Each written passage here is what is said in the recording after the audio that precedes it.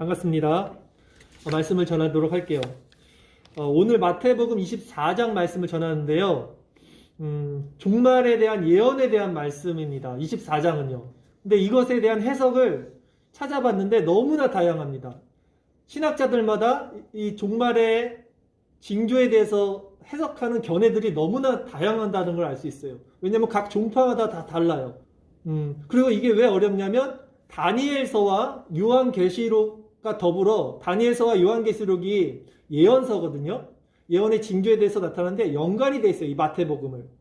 마태복음 24장을 어떻게 해석하냐에 따라서 다니엘서와 요한계시록의 해석까지 영향을 줘요. 그래서 이게 참회에게 대립하기도 하고 다양한 견해가 있기도 한 내용이 마태복음 24장이라는 거예요.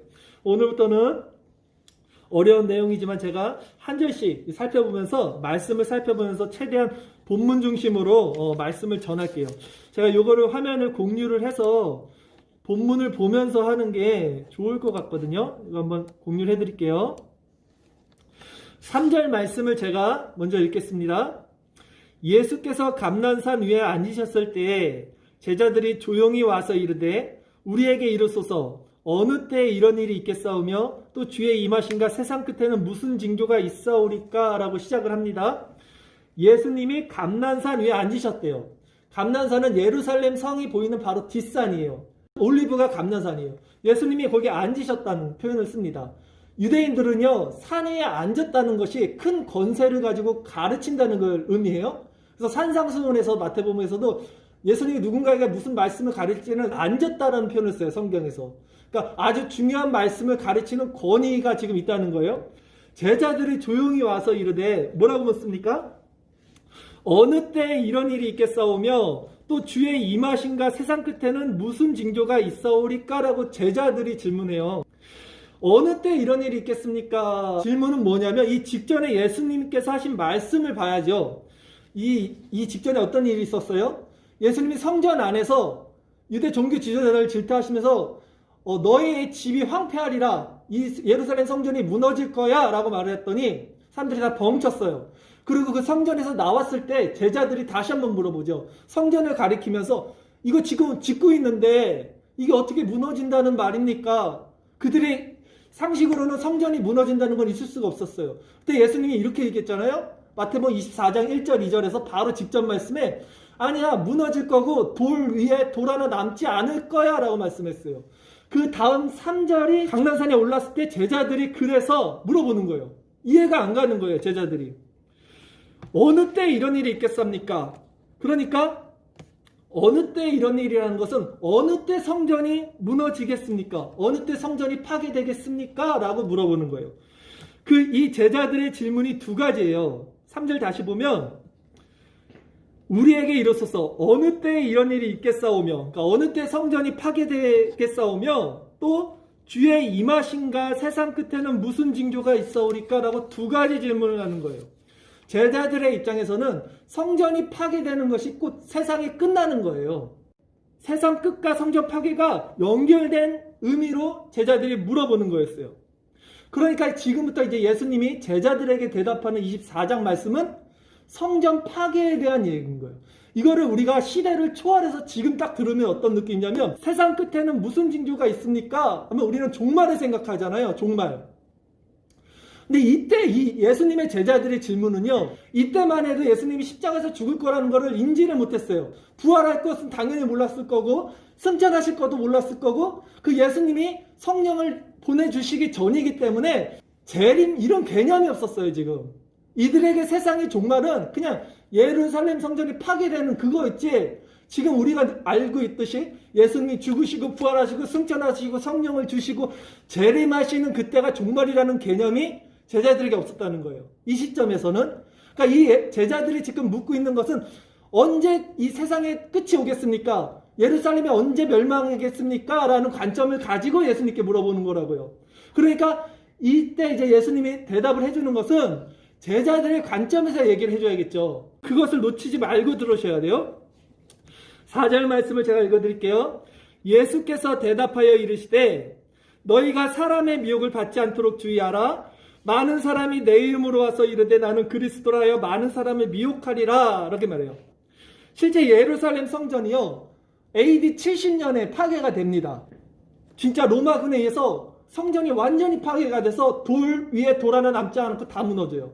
오직 그 예루살렘 성벽, 예루살렘 성을 쌓고 있는 성벽에 조금만 남았다 그랬잖아요. 그게 아직도 있다 그랬잖아요. 통곡의 벽. 성전은 완전히 무너져요. 그리고 지금 이 시대는 언제냐면, 예수님이 이렇게 예언하시는 시대는 서기 AD 30년경이란 말이에요. 그리고 성전이 무너진 때가 70년이라고 그랬잖아요. 그 사이의 징조에 대해서, 세상 끝에 징조에 대해서 말하고 있는 거예요, 제자들에게. 그렇기 때문에 오늘 본문은 아니지만 마태복음 이제 24장 34절 다음 주에 배우겠지만, 예수님이 이렇게 말씀하시죠. 이 예언들을 다 얘기해요. 이런 세상 끝에는 징조가 있을 거야 라고 말하고, 34절에 내가 진실로 너희에게 말하노니, 제자들에게 이 세대가 지나가기 전에 이 일이 다 일어나리라 라고 말을 해요. 이것이 지금 우리 시대 때 일어날 앞으로 올 종말이라면 이 말이 안 맞아요, 지금. 그러니까 이 세대, 니네들이 이 세대잖아요. 30년이 세대잖아요. 한 세대잖아요. 이 세대가 지나기 전에 이 예언의 말씀, 이 종말의 예언이 다 이루어질 거라고 말을 했는데 아직 안 이루어졌잖아요, 종말이 지금. 그러니까 이것을 해석하기 위해서는 이 당시 제자들의 관점에서 말한다는 것을 기억해야 된다는 거예요. 6절에서 8절 말씀, 예수님이 계속 이렇게 얘기하십니다. 난리와 난리 소문을 듣겠으나 너희는 삼가 두려워하지 말라. 너희는, 제자들에게 말씀하시는 거예요. 이런 일이 있어야 돼. 아직 끝은 아니리라. 아직 성전이 파괴될 때는 아니야. 민족이 민족을, 나라가 나라를 대적하여 일어나겠고 곳곳에 기근과 지진이 있으리니 이 모든 것이 재난의 시작이니라 라고 말씀하세요. 1세기에 그런 역사가 중에 유명하신 분이 요세푸스라고 있어요. 그분의 역사서를 다 보면 이런 기록들이 있습니다. 난리와 난리라는 것은 내전을 의미해요. 예루살렘 안에 큰 내전이 있었어요. 1세기 때 당시에 로마군이 침략해서 멸망하기 전에 이미 예루살렘 안에서 그 당원들끼리 싸우고 서로 죽이는 내전들이 있었고요. 또한 나라와 나라가 대적하여 일어나는 거잖아요. 왜 로마군이 서기 70년에 예루살렘 성을 파괴했을까요, 여러분? 그냥 파괴한 건 아닐 거예요. 지금 AD 30년경에는 속국이었어요. 예루살렘이 로마의 속국이었지요. 그런데 이게 속국으로 살다가 이스라엘 백성들이 한 서기 60년 말경에 반란을 일으킵니다. 반란을 일으키는 거예요. 로마에 대해서 대항을 한다고요. 그래서 로마군이 쳐들어온 거예요. 나라와 나라와 대적이 일어난다고요. 그리고 그 기록들, 제가 기록을 다 누누이 지금 말씀을 안 할 거예요. 설명을. 시간상 그 요세푸스의 기록에 보면 기근과 지진들이 다 기록이 돼 있어요. 1세기 당시에. 이 모든 것이 재난의 시작이라는 거죠. 그리고 9절 말씀, 예수님이 이렇게 말씀하십니다. 그때 사람들이 너희를 환난에 넘겨주겠으며 너희를 죽이리니 너희가 내 이름 때문에 모든 민족에게 미움을 받으리라. 그렇죠? 제자들에게 지금 말씀하시는 거잖아요. 그때 사람들이 너희를 환난에 넘겨주겠으며 너희를 죽이리니, 그 제자들이 정말로 다 죽임을 당합니다. 예수님의 12제자 중에 11명이 순교당해요. 죽임을 당하고 오직 그 요한 한 명만이 그 100세가 넘게 살아요. 반모섬에 끌려가서 요한계시록을 기록하죠. 다 순교당한단 말이에요. 이 말씀 그대로죠. 환난을 당하고 너희를 죽인다는 거예요, 제자들을. 그리고 10절에서 12절까지 말씀 제가 읽어드리겠습니다. 그때 많은 사람이 실족하게 돼요. 많은 사람이 실족하게 되겠죠. 예수님의 제자들도 죽는데 서로 잡아주고 서로 미워하겠으며 거짓 선지자가 많이 일어나, 이때 거짓 선지자가 많이 일어나겠죠. 그 핍박 가운데서 내가 그리스도다 하는 사람들이 1세기 때 정말로 많이 일어났대요. 많은 사람을 미혹하겠으며 불법이 성함으로 많은 사람의 사랑이 식어지리라. 지금 이 예수님의 말씀이 언제 일어난다고 제가 했죠? 1세기 당시 70년까지 성전이 파괴되기 전까지 일어날 일들에 대해서 말씀을 하시는 거예요. 그런데 중요합니다. 이제부터 성경은요 모든 시대를 초월해요. 또 그래서 공히 적용된다 그러죠. 이 시대에만 말씀하시는 게 아니라 이 1세기 때 말씀하시고 분명히 제자들의 입장에서, 제자들 수준에서 제자들이 묻는 그 질문에 대해서 대답을 했지만 모든 시대에 공히 적용돼요. 오늘날에도 적용이 된다는 말씀이죠. 지금 이 질문은 성전이 파괴될 때를 세상의 종말로 인식하고 있는 제자들이 예수님께 묻는 장면인데, 그러기에 예수님이 먼저는 이 제자들의 입장에서 그 시점에서 설명을 해주는 장면이지만, 궁극적으로 이 예언의 말씀은 오늘날 우리들에게도 공이 적용돼야 되는 말씀. 그래서 이것을 이중적 예언이라고 그래요. 신약적인 용어로는 이중적 예언의 성취라고 해요. 좀 어렵지만 그 시절에 성전 파괴돼서 말하는 거지만 오늘날 아직 이루어지지 않은 앞으로 올 종말에 관해서도 적용이 될 수 있는 이중적 예언이라는 것입니다. 그래서 13절 말씀 보면, 그러나 끝까지 견디는 자는 구원을 얻으리라가 그 1세기 사람들에게도 적용이 되지만 종말을 사는 우리들에게도 적용이 된다는 말이에요. 성경에서 종말을 얘기할 때는요, 우리는 개신교, 개혁주의 장로교잖아요. 우리는 종말의 때, 마지막 때를 어때로 보냐면 예수님의 초림, 예수님이 처음 세상에 태어났을 때 있잖아요. 그때부터 예수님의 재림, 예수님이 다시 오실 거잖아요. 그때를 종말의 때로 봐요. 히브리서에 보면 마지막 때 예수님이 오시는 거예요. 그러니까 세대로 나누는 게 있어요. 전천년서, 후천년서 뭐 많아요. 근데 우리는 뭘 믿냐면 마지막 그 종말의 때가 언제냐면 지금이 종말의 때라는 거예요. 지금이. 예수님이 초림했죠. 2000년이 지났잖아요. 예수님이 재림하실 때는 언제인지 몰라요. 이 기간을 종말이라고 봐요. 우리는. 개혁주의는. 그러니까 우리는 종말의 때 살고 있는 거예요. 마지막 때 살고 있는 거라고요. 14절의 말씀. 이 천국 복음이 모든 민족에게 증언되기 위하여 온 세상에 전파되리니 그제야 끝이 오리라 그랬어요. 1차적으로 이 말씀은 지금 그 1세기 당시 사는 제자들에게 말씀하시는 거예요. 그 입장에서 제가 이걸 풀어볼게요. 이 천국 복음이 모든 민족에게 증언되기 위해서는 어디로 전파되어야 된다고 그랬어요? 온 세상에 전파가 돼야 돼요. 그제야 끝이 온다는 거예요.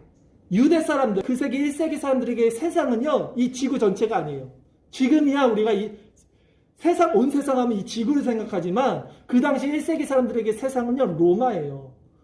로마는 지금 그 바티칸 시국이 있는 이탈리아의 조그만 그 국가 도시가 로마가 아니라 그 시대에는 전체, 유럽 전체가 로마 제국이었잖아요.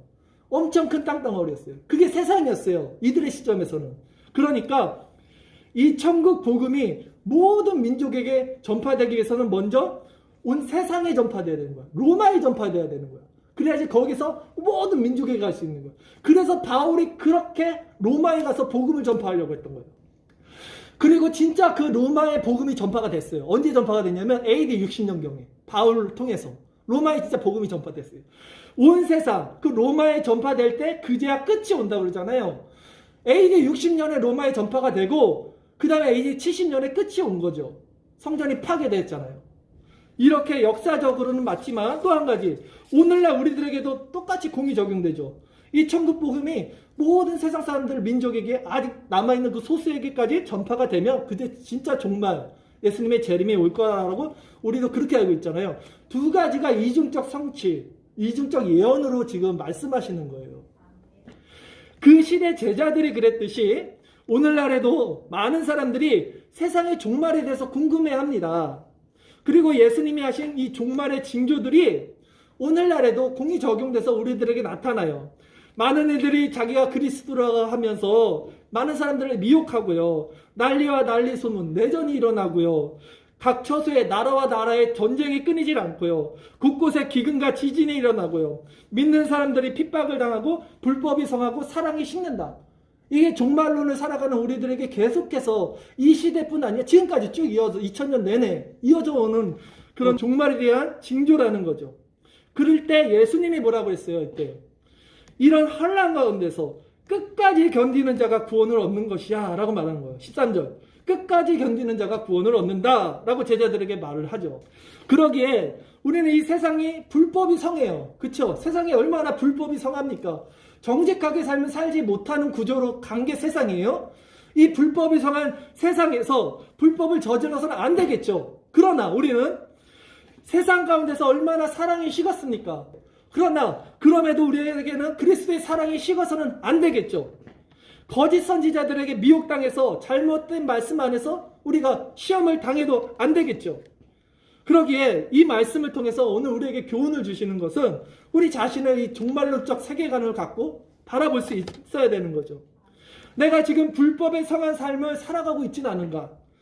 혹시 내 안에 사랑이 식은 신앙생활을 하고 있지는 않은가? 만약에 그렇다면 그것은 이 세상의 종말은 물론이고 내 개인적 종말이 다가왔다는 것을 말해주는 거예요. 그러니 끝이 오기 전에 돌이켜야 돼요. 더 이상 이 세상에 미혹받지 않기 위해서 이런 불법과 사랑이 식은 세상 가운데서 자신을 지키며 끝까지 견뎌라 라고 하시는 이 예수님 말씀이 그들에게도 주시는 말씀이요, 오늘날 살아가는 우리들에게도 주시는 말씀이라고 생각합니다. 말씀을 정리할게요. 오늘 제자들은 예수님께 성전이 언제 파괴되겠습니까? 이걸 물었어요. 이것이 곧 그들의 관점에서는 세상의 끝이라고 생각을 했기 때문입니다. 그 징조에 대해서 물었어요. 예수님은 그 질문에 대해서 AD 70년에 있을 성전 파괴에 대한 예언들을 쭉 하십니다. 그러나 그럼에도 불구하고 성경이 공의 적용된다는 측면에서 이 말씀은 오늘날 우리들에게도 동일하게 적용이 되는 또 말씀이었어요. 유대인들은 자신들의 성전이 파괴될 거라고 정말 꿈에도 생각하지 않았어요. 그건 있을 수가 없는 일이었어요. 오늘날도 마찬가지예요. 우리도 이 세상이 종말될 거라고 꿈에도 생각하지 않아요. 누가 이 세상이 종말될 거라고 생각하겠어요? 똑같아요. 그러나 AD 70년에 그 예루살렘 성전이 정말로 무너졌듯이 이 세상은 종국은 끝이 날 겁니다. 불로써 끝이 날 거예요. 말씀에 따라서 끝이 날 거라는 것이죠. 우리는 그 사실을 간과하지 말고 이 마지막 때를 사는 우리, 이 종말의 때라 그랬죠. 지금 예수님의 초림과 재림 사이에 살고 있는 이 말세, 마지막 때, 이 종말의 때를 살고 있는 우리는 이 세상의 불법적인 삶에서 또한 사랑이 식은 이 세상 가운데서 우리 신앙을 점검하며 끝까지 견디는 자로서 그리스도와 함께 구원을 얻는 자들이 되기를 바라겠습니다. 자, 기도하겠습니다.